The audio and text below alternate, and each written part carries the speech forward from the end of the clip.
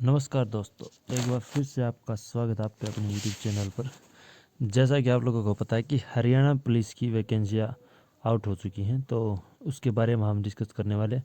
अगर आप स्टार्टिंग से लेकर लास्ट तक आप वीडियो देखोगे तो आपका कोई भी डाउट नहीं रहेगा, नॉट ए सिंगल डाउट। तो चलिए शुरू करते हैं। हम इसमें इम्पोर्टेंट क्या डिस्कस करने वाले हैं, एज रिलैक्सेशन क्या रहेगी, किन कैंडिडेटों को कितना बेनिफिट मिलेगा, और EWS सर्टिफिकेट जो SC BC सर्टिफिकेट है कब से इशू होना चाहिए, हम इस वीडियो में फुल डिस्कस करने वाले हैं। तो आप हमारे साथ लास्ट तक बने रहें। तो चलिए स्टार्ट करते हैं। आज है हैप्पी न्यू ईयर, तो सभी को हैप्पी न्यू ईयर दोस्तों। आज ही के दिन 1/1/26 को यानी कि आज की डेट पे ये नोटिफिकेशन जारी किया गया है और आपकी एप्लीकेशन 11/1/2026 से स्टार्ट हो जाएगा। आपका जो ऑनलाइन फॉर्म है 11/1 से स्टार्ट हो जाएगा और 25/1 तक यानी कि रात के 11:59 तक आप ये फॉर्म फिलअप कर सकते हो। उसके बाद फॉर्म फिलअप नहीं किया जाएगा। आपकी फ़ीस कितनी रहेगी? आपकी कोई भी फीस नहीं रहेगी। No fees is required to be deposited by any candidate for applying against any post. अगर आप किसी पोस्ट के लिए कोई भी अप्लाई करते हैं तो आपकी कोई भी फीस नहीं रहेगी।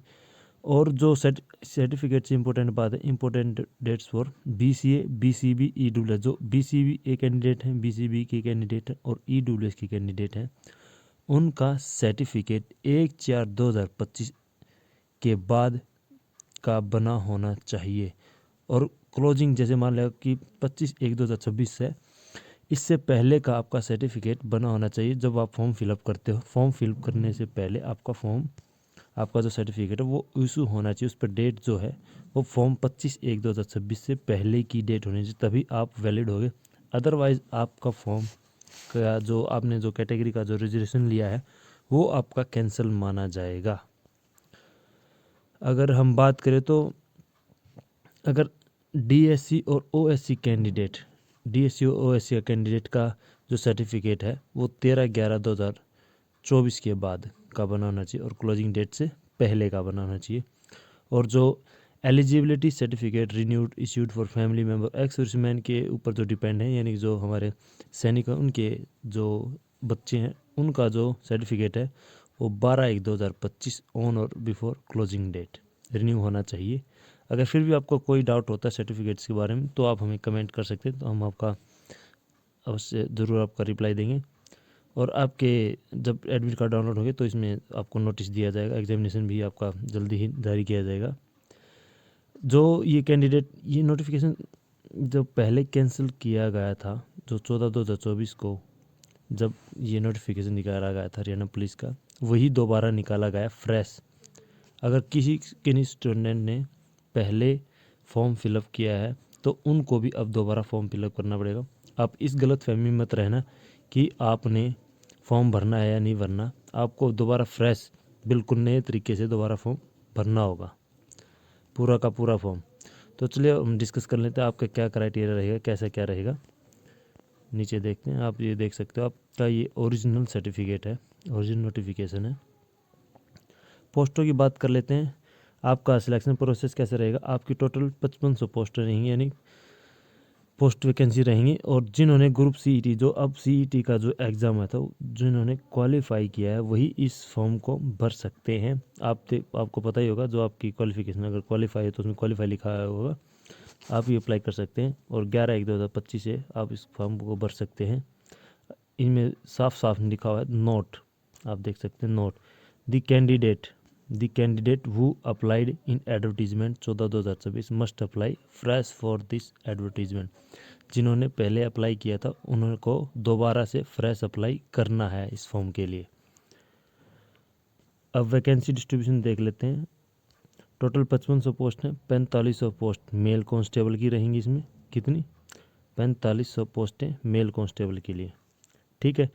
इसमें जो जर्नल की हैं 1620, DSC की 405, OSC की 405, BCA 630, BCB 360 और EWS की 450 पोस्टें।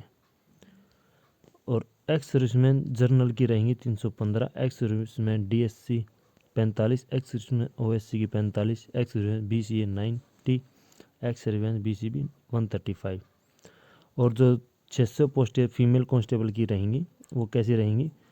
वो रहेंगी 600 पोस्टें फीमेल की। जनरल की 216, डीएससी की 54, ओएससी की 54, बीसीए की 54, बीसीबी की 48, ईडब्ल्यूएस की 60 और एक्स सर्विसमैन जनरल की 42, एक्स सर्विसमैन डीएससी की 60 और एक्स सर्विसमैन ओएससी की 6, एक्स सर्विसमैन बीसीए 12 और बीसीबी की 18। और जो 400 पोस्ट मेल कांस्टेबल की किसके लिए? गवर्नमेंट ऑफ रेलवे, मतलब जो जीआरपी जिसको बोलते हैं, जीआरपी की जो पोस्टें होती हैं जीआरपी की, इसके अंडर वो भर्ती की जाएंगी। 400 पोस्टें उसकी हैं।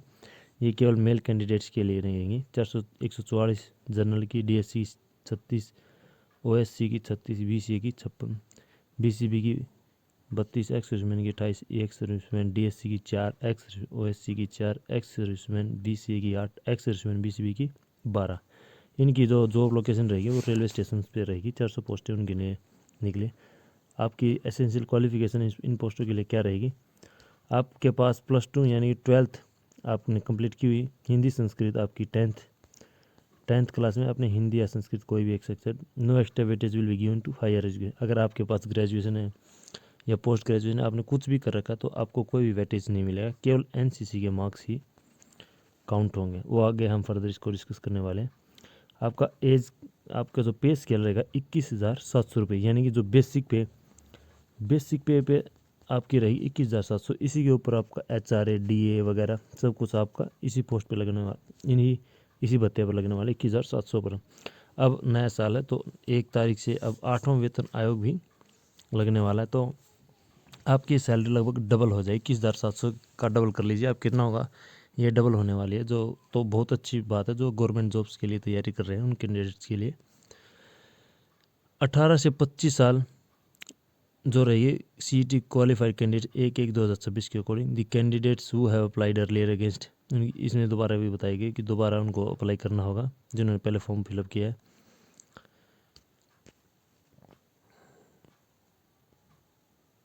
सिलेक्शन प्रोसेस कैसे रहेगा? सिलेक्शन प्रोसेस HSC के द्वारा ये एग्ज़ाम होगा।